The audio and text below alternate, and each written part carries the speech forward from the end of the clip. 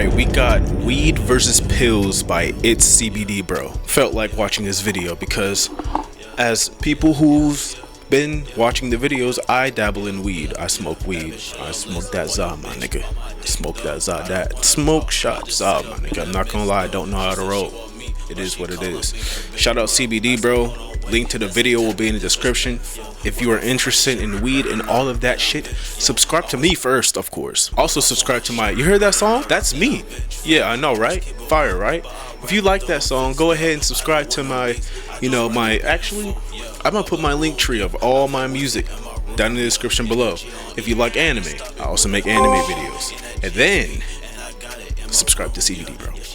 Shout out to CBD Bro. Marijuana. Most likely, yes. However, the real question is, what do you picture when you hear it? If you're imagining a serious cancer patient using cannabis to keep food down during chemo, you're technically correct. But if we're being honest, 9 times out of 10, medical marijuana is just Chad from down the street who paid $30 for an online consultation, got a card in 15 minutes, and now justifies ripping a bong every morning with the phrase, "It's medical, bro." But then again, it's not like cannabis is the only place this happens. Take ADHD and Adderall, for example. You've probably heard someone say, "Bro, Yo, bro, somebody I know told me that he and his bro just used to like take Adderall, and what was Adderall even for? Like, is Adderall like isn't it like a, I don't know what it is actually. literally need Adderall to focus. I have I'm not ADHD." gonna be honest with y'all. My mom did not raise me on medicine, bro, like that. So I don't know any of these. Okay.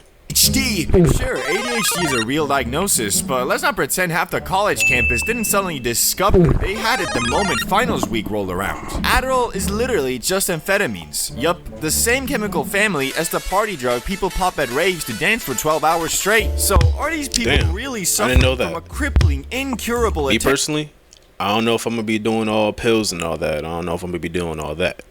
I'm gonna stick with my weed. I like my weed. I like my Zaza, nigga. Disorder, or are they just lazy, unmotivated, and conveniently enjoying the energy boost of pharmaceutical speed with a prescription? But here's the thing, I'm just glad I'm not reliant on anything for real. Like, I don't even really rely on motivation either anymore like I used to. And that was my biggest problem. My biggest problem was discipline. Sometimes I'll be disciplined and then I'll fall off. But nowadays, I've been on my shit because I don't think about it anymore. I just do it. Okay? I think that's a lot of people's problem.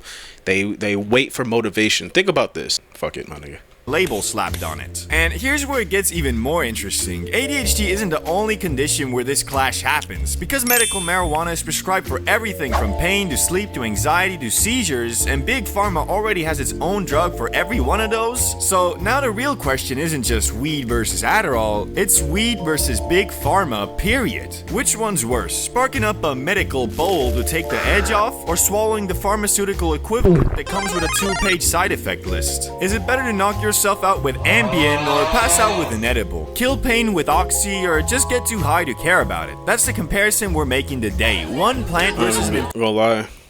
Part of me wants, even though I've been trying to take a break on Zai, it's almost like something is just making me want to go back because I haven't been able to sleep for 4 days for real. And part of me wants to buy some indica from the smoke shop, but I'm not going to.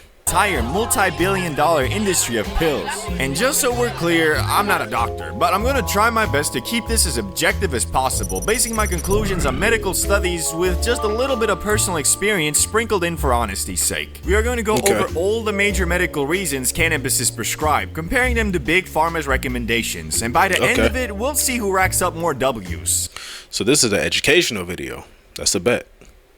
Me personally, I don't recommend anybody do. I'm not saying that anybody does anything in this video, because even if it's legal in your state, I'm not going to, because I don't know how YouTube is, and you know how these big corporations be weird as fuck.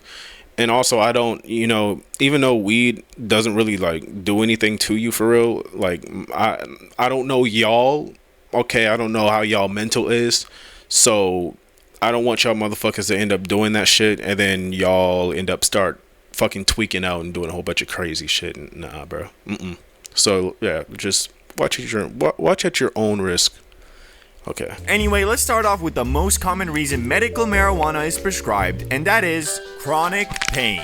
When it comes to chronic pain, cannabis works like a background buff. It doesn't magically repair the problem, but it makes living with it a whole lot more manageable. A massive 2017 National Academies report reviewed over 10,000 studies and concluded there's substantial evidence that cannabis helps with chronic pain in adults. In plain English, it's not a placebo, it's not a stoner myth. It actually works, especially for nerve-related pain where over-the-counter stuff like ibuprofen doesn't cut it. Now, to be fair, opioids aren't the only prescription option. Doctors also hand out NSAIDs like Celebrex, antidepressants like Cymbalta, or anticonvulsants like gabapentin. They all have their place. I don't know what he just said. NSAIDs can help with arthritis, antidepressants and seizure meds work decently for nerve pain, but they come with their own trade-offs. Stomach ulcers, brain fog, emotional flatlining, none of them are addictive like opioids, but none hit as broadly as cannabis either. Big Pharma's main weapon though, what did he just say? Like opioids, I'm not addicted, just my toes be hurting. None hit as broadly as cannabis.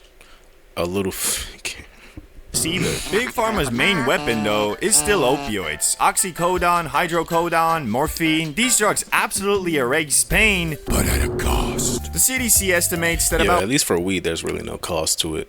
For real. Depending on if you don't smoke it much, then no, there's really no cost to it, my nigga. You're just gonna be hungry, and for me, I just think everything's fucking hilarious. So I will even say I love smoking, but I'm just taking a little break off of it. That's it. 1 in 4 people prescribed opioids misuse them, and around 10% develop full-blown opioid addiction. They work so well at shutting pain down that they also shut down your ability to not be hooked. The side effect list isn't pretty either. Nausea, constipation that feels like a Dark Souls boss fight, and of course, the risk of overdose. Cannabis comes with side effects too, but they're more like inconveniences than life or death scenarios. Dry mouth, red eyes, occasional paranoia. Oh yeah, that is true. Dry mouth, red eyes. For me, kinda, yeah. Dry mouth is really... I'm glad he said that because I completely forgot about it. If you do smoke weed, just make sure you have a drink with you. Like, have water with you or something.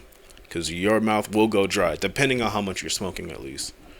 If you're smoking, honestly, just have water with you, my nigga. And maybe demolishing your entire pantry at 2 a.m. The biggest difference is that no one's overdosing on weed. Worst case, you fall asleep halfway through a show and wake up surrounded by snack wrappers. The kicker? States with medical cannabis programs have actually seen drops in opioid prescriptions. A 2016 study in Health Affairs showed doctors in those states prescribed significantly fewer opioids, meaning patients were choosing weed over pills and still getting relief. That's not just stoner hearsay, that's data. So here's the trade-off. Opioids are still necessary for extreme situations like surgery or hospital-level pain, but for everyday chronic pain, cannabis can be just as effective without the Russian roulette of addiction and overdose. Other meds can work too, but they're either weaker or bog you down with side effects. Yeah, but god damn. Crazy friend that's just pause on, but yeah, bro, like you always see those commercials where they're promoting like a pill or a medicine.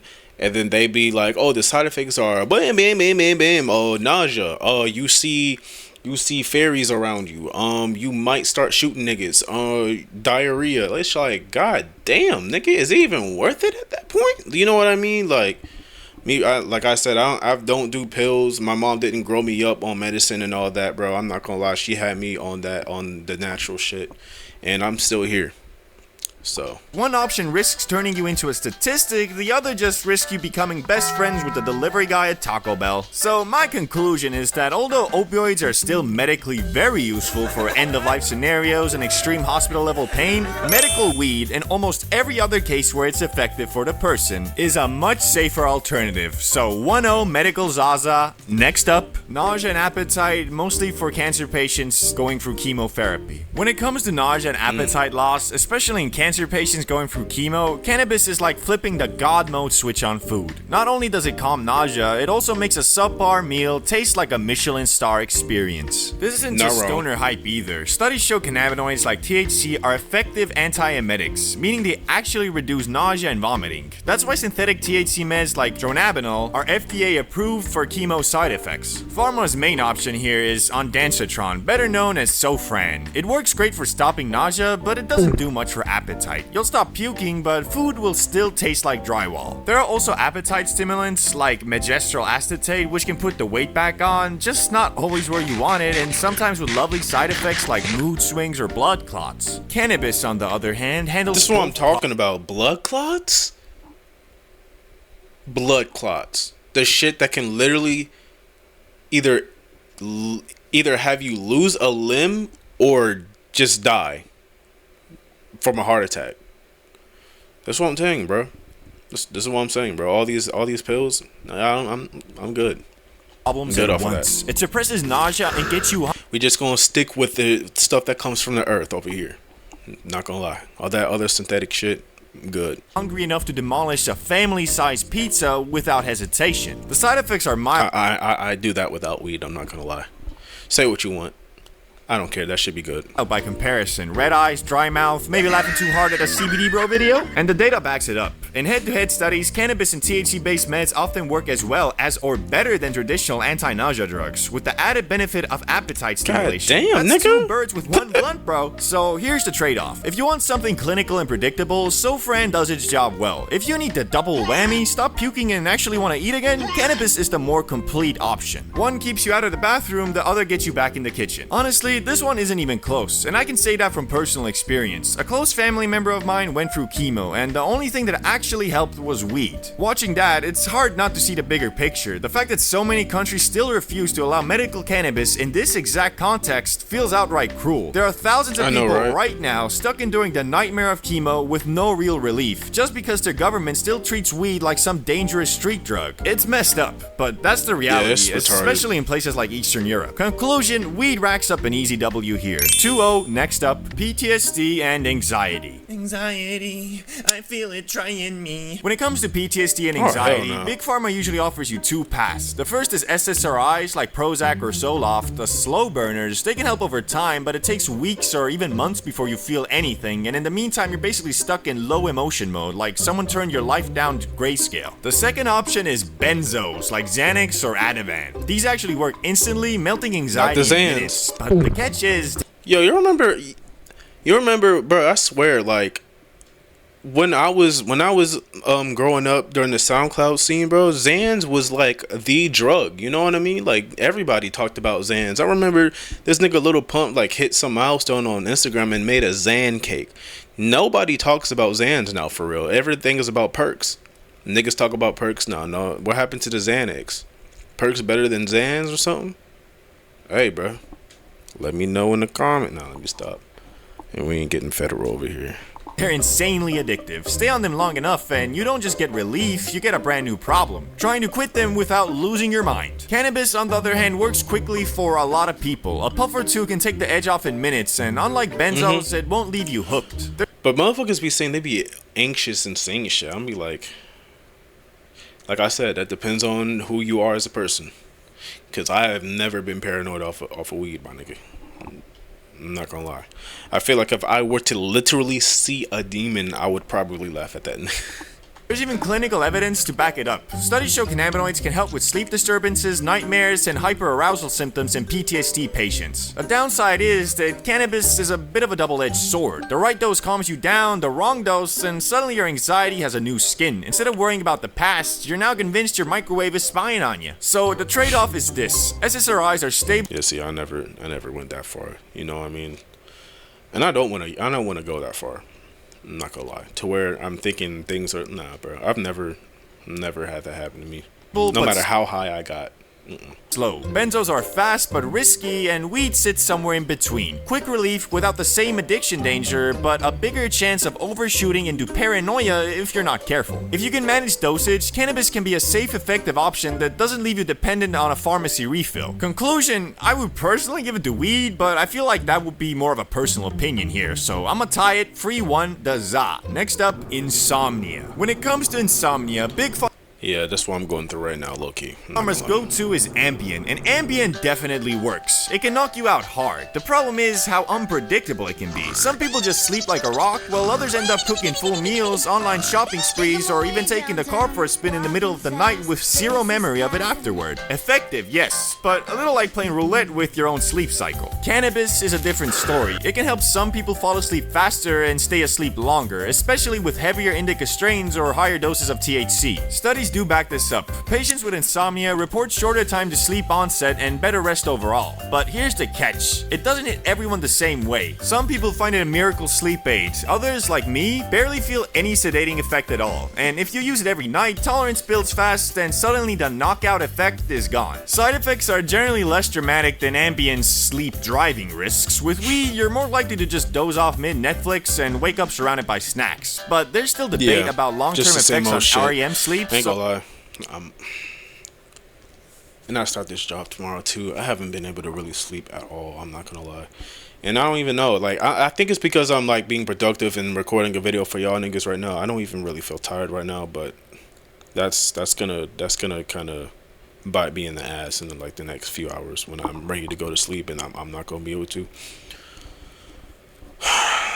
It's like I don't want to fucking go and smoke weed because I wanted to take a break from it, but maybe I should. Maybe I should just like go grab something real quick while everything is still open, just in case, bro.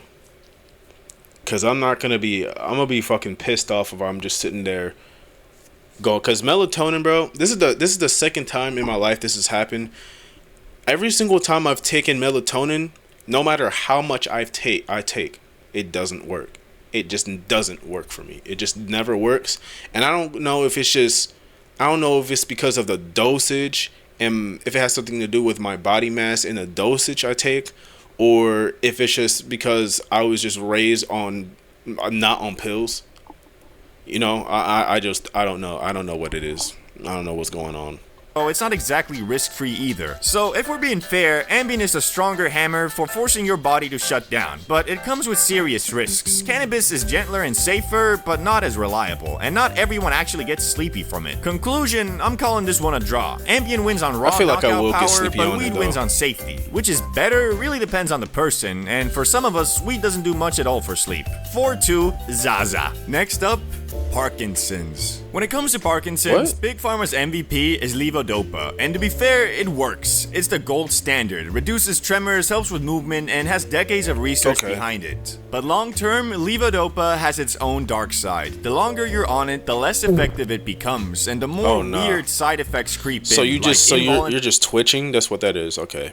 Movements that look like your body is glitching out in real life. Cannabis, on the other hand, is a lot murkier. Some studies and patient reports say it helps with tremors, stiffness, sleep, and overall quality of life. Others show little to no measurable improvement. Basically, the science hasn't caught up yet, but plenty of patients swear by it. The side effects are pretty mild compared to pharmaceuticals. You might get a little too relaxed, forget where you put your keys, or get the munchies, but you're not risking life-threatening complications. So the trade-off is this. Levodopa is proven, reliable, and clinically necessary. It's the main reason people with Parkinson's can still function day to day. Weed, at best, is a decent sidekick. Not strong enough to replace the main treatment, but potentially useful for symptom relief and quality of life. So Big Pharma takes the W here. Levodopa is still the king. Weed might be helpful as a backup, but it's not ready to carry the team. So we'll call this one 4-free, which this is getting really close. Will Weed be able to keep its lead, or will Big Pharma pull up like Kobe at the buzzer? To find out, go check out my new Spotify podcast where I'll be uploading weekly episodes, and in this case, finish the comparison we started here.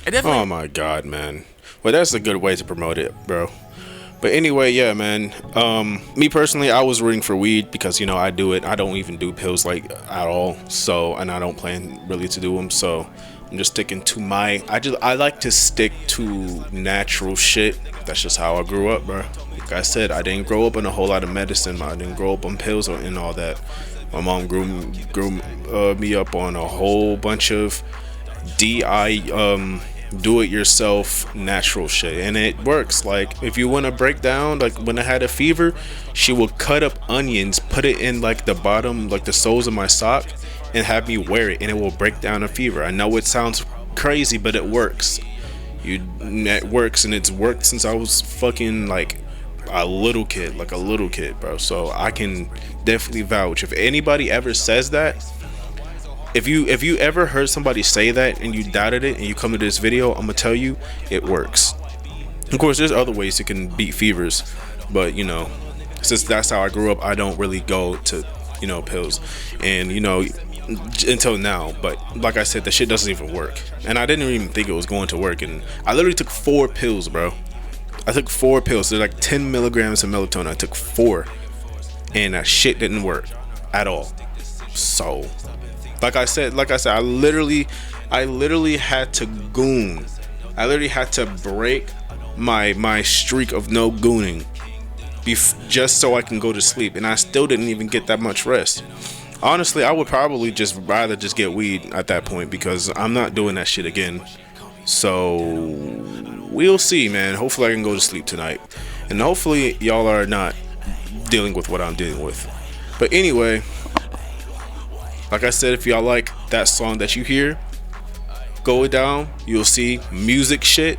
You'll see a link tree. Click on that. Spotify, everything that you need, my socials, everything is right there. Even the anime channel's in the link tree, but you know, I put the anime channel down there just because, you know. Anyway, I wonder how many people make it to the end of these videos. Peace.